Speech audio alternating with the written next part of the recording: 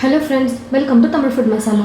இன்னைக்கு நாம ரொம்ப ஹெல்த்தியான எல்லாரும் விரும்பக்கூடிய ஒரு ஸ்வீட் செய்ய போறோம். தேங்காவை யூஸ் பண்ணி நம்ம இன்னைக்கு லட்டு செய்ய போறோம். வாங்க எப்படி செய்யறதுன்னு பார்க்கலாம். Welcome to Tamil food masala. நம்ம சேனலை இதுவரைக்கும் சப்ஸ்கிரைப் பண்ணாதவங்க சப்ஸ்கிரைப் பண்ணுங்க. நம்ம சேனல்ல போடுற வீடியோ உடனுக்குடனே பார்க்க பக்கத்துல இருக்கிற பெல் ஐகானை பிரஸ் பண்ணுங்க. தேங்காவை சின்ன சின்ன பீசஸா கட் பண்ணிட்டு இந்த மேலே இருக்கிற இந்த ப்ரௌனை வந்து எடுத்துடணும். நம்ம இதை அப்படியே போட்டு செஞ்சோம்னா கொஞ்சம் லட்டு கலராக இருக்கும். இதை எடுத்துகிட்டு செஞ்சோம்னா லட்டு வந்து நல்லா ஒயிட்டாக இருக்கும் பார்க்குறதுக்கு. இது வந்து பார்த்திங்கன்னா நம்ம காய் துருவோம் இல்லையா, அதை யூஸ் பண்ணி நான் வந்து தோல் எடுக்கிறேன். இதில் நம்ம தோலை சுரண்டி எடுத்தோம்னா வெறும் தோல் மட்டும் வரும், தேங்காய் ஃபுல்லாகவே அப்படியே இருக்கும். ஃபுல்லாகவே தோல் எடுக்கணும்னு இல்லை, ஓரளவுக்கு எடுத்துட்டோம்னா கலர் கொஞ்சம் நல்லா ஒயிட்டாக இருக்கும். பாருங்கள் எவ்வளோ நல்லா வருது பாருங்கள். மேலே இருக்கிற தோல் மட்டும் வந்திருக்கு, தேங்காயெலாம் எதுவுமே வேஸ்ட் ஆகலை பாருங்கள். இது போல் எடுத்துருக்கிற எல்லா தேங்காவையும் மேலே இருக்கிற அந்த ப்ரௌன் கலர் மட்டும் கேரட் துருவதில் துருவி எடுத்துகிட்டு சின்ன சின்ன பீசஸாக கட் பண்ணி எடுத்துக்கலாம். நல்லா வாஷ் பண்ணிவிட்டு தண்ணியெல்லாம் இல்லாமல் சின்ன சின்ன பீசஸாக நான் வந்து மிக்ஸி கப்பில் கட் பண்ணி போட்டு வச்சுருக்கேன். தேங்காவை நல்லா பொடி பண்ணி எடுத்துக்கலாம். தேங்காவை பாருங்கள் மிக்ஸி ஜாரில் போட்டு நல்லா அடித்து எடுத்துட்டேன். இந்த மாதிரி நல்லா துருவலாக வர வரைக்கும் நம்ம அரைச்சி எடுத்துக்கலாம். எவ்வளோ நல்லா ஒயிட்டாக வந்திருக்கு பாருங்கள். ஸ்டவ் மேலே ஒரு கடாய் வச்சுட்டு கடாய் நல்லா சூடேறினதும் ஒரு 1.5 ஸ்பூன் அளவுக்கு நெய் சேர்த்துக்கிறேன். 4 முந்திரி எடுத்து நல்லா இடித்து எடுத்து வச்சுருக்கேன். பெருசாக போடுறதுக்கு பதிலாக நான் சின்ன சின்னதாக இடித்து எடுத்து வச்சுருக்கேன். இப்போ இந்த முந்திரியை சேர்த்துடுறேன். இந்த மாதிரி ரொம்ப பொடியாக முந்திரி போடும் பொழுது லட்டுக்குள்ளே எல்லா இடத்துலையுமே முந்திரி ஸ்ப்ரெட் ஆகிருக்கும், சாப்பிடும்பொழுது நல்லாயிருக்கும். நான் தேங்காவை மிக்சியில் போட்டு நல்லா பொடியாக பண்ணி எடுத்து வச்சுருக்கேன். இப்போ இந்த தேங்காவை இதில் சேர்த்துடுறேன். தேங்காவை ஒரு 2லேருந்து 3 நிமிஷம் நல்லா நம்ம வதக்கணும். தேங்காவை 3 நிமிஷம் நல்லா வதக்கிட்டேன். நெய்யில் வதக்கும் பொழுது தேங்காவோட மனம் அவ்வளோ சூப்பராக இருக்குது. நல்லா 3 நிமிஷம் வதங்கினதுக்கப்புறமா தண்ணியெல்லாம் எதுவும் சேர்க்காமல் பால் வந்து திக்காக காய வச்சு எடுத்து வச்சுருக்கேன். நான் வந்து இந்த கப்பில் தான் 1 கப் ஃபுல்லாக தேங்காய் துருவல் எடுத்திருந்தேன். இப்போ அதே கப்பில் 3/4 கப் அளவுக்கு பால் எடுத்திருக்கேன். இப்போ இந்த பாலை சேர்த்துடுறேன். நீங்கள் தேங்காய் வந்து எவ்வளோ எடுக்கிறீங்களோ அதை துருவி எடுத்துகிட்டு ஒரு கப்பில் மெஷர் பண்ணிக்கோங்க. அதில் அளந்து எடுத்துக்கிட்டு அதுக்கப்புறமா அதுக்கேற்ற அளவுக்கு நம்ம பால் சர்க்கரை எல்லாம் சேர்த்துக்கலாம்.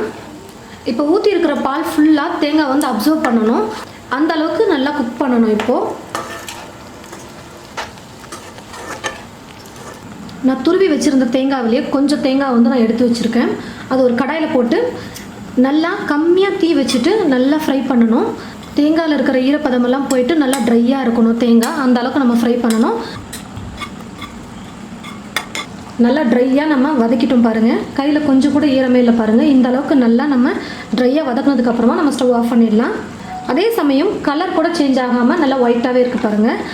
தீ வந்து நம்ம ஃபுல்லாக வச்சுட்டு வதக்கியிருந்தோம்னா இந்நேரத்துக்கு கலர் வந்து ப்ரௌனாக வந்திருக்கும். கம்மியில் வச்சு வதக்குனதுனால நல்லா கலரும் சேஞ்ச் ஆகாமல் நல்லா ட்ரையாகவும் வதங்கி வந்திருக்கு பாருங்கள். ஃப்ரெண்ட்ஸ், பால் வந்து நல்லா ட்ரை ஆகிடுச்சு பாருங்கள். நல்லா அப்சர்வ் பண்ணிக்கிச்சு தேங்காய். இந்த அளவுக்கு நல்லா பால் ட்ரை ஆனதுக்கப்புறமா நம்ம சர்க்கரையை சேர்த்துக்கணும். தேங்காய் எடுத்து அதே கப்பில் தான் நான் இப்போது சர்க்கரையும் நான் எடுத்திருக்கேன். நான் 1/4 கப் சர்க்கரை எடுத்திருக்கேன். நீங்கள் ஸ்வீட் பார்த்துட்டு உங்களுக்கு எக்ஸ்ட்ரா வேணும்னா நீங்கள் சேர்த்துக்கோங்க.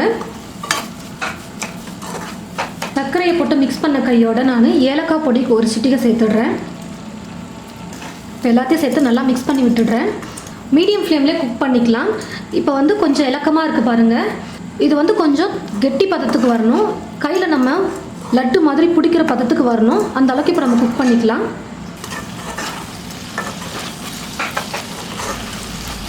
பாருங்கள், சர்க்கரை போட்டு நான் மீடியம் ஃப்ளேம்லேயே வச்சுட்டு நல்லா குக் பண்ணதில் உருண்டை பிடிக்கிறதுக்கு கரெக்டான பக்குவத்தில் இருக்குது. இப்போ நான் ஸ்டவ் ஆஃப் பண்ணிக்கிறேன். கையில் எடுக்கிற அளவுக்கு கொஞ்சம் சூடு குறைஞ்சதுக்கப்புறமா நம்ம லட்டு போல் உருண்டையாக பிடிச்சி எடுத்துக்கலாம். நம்ம வதக்கி வச்சுருக்கிற தேங்காய் வந்து நல்லா சூடு ஆறிடுச்சு. கையில் எடுக்கிற அளவுக்கு சூடு இருக்குது. நான் கையில் வந்து கொஞ்சமாக நெய் எடுத்து தடவிக்கிட்டேன். எடுக்கிற தேங்காய் ஒட்டாமல் இருக்கிறதுக்காக கொஞ்சம் நெய் தடவிக்கிட்டேன் கையில்.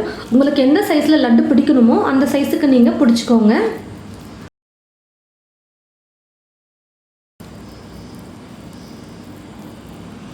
இது போல் லட்டை உருட்டிட்டு நல்லா ட்ரையாக வறுத்து வச்சுருக்கிற இந்த தேங்காவில் இப்படி நல்லா ஒரு புரட்டி எடுத்துட்டோம்னா நல்லா சூப்பராக இருக்கும் பாருங்கள். இப்போ இது ஒரு பிளேட்டில் வச்சிடுறேன். வீட்டில் 2 தேங்காய் இருந்ததுன்னா போதும், நம்ம நல்லா சூப்பராக நம்ம தேங்காய் லட்டு செஞ்சிடலாம். தேங்காய் வந்து உடம்புக்கு ரொம்பவே நல்லது. வெறும் தேங்காவாக சாப்பிட்றதுக்கு முடியாது எல்லாராலையும். ஒரு சிலர் சாப்பிடுவாங்க, ஒரு சிலர் சாப்பிட மாட்டாங்க. அதனால் நம்ம தேங்காய் லட்டுவாக செஞ்சு கொடுத்தோம்னா ரொம்பவே விரும்பி சாப்பிடுவாங்க. ரொம்ப ஹெல்த்தியான ஒரு ரெசிபி இது. ரொம்பவே ஹெல்த்தியான, ரொம்பவே ஸ்வீட்டான ஒரு ரெசிபி நம்ம ரெடி பண்ணியாச்சு. இது போல் நீங்களும் உங்களுடைய வீட்டில் தேங்காய் லட்டு செஞ்சு பாருங்கள். செஞ்சு பார்த்துட்டு எப்படி இருக்குன்னு மறக்காமல் வந்து கமெண்ட் பாக்ஸில் கமெண்ட் பண்ணுங்கள். இந்த தேங்காய் லட்டு வீடியோவை மற்றவங்களுக்கும் ஷேர் பண்ணுங்கள். தேங்க்யூ.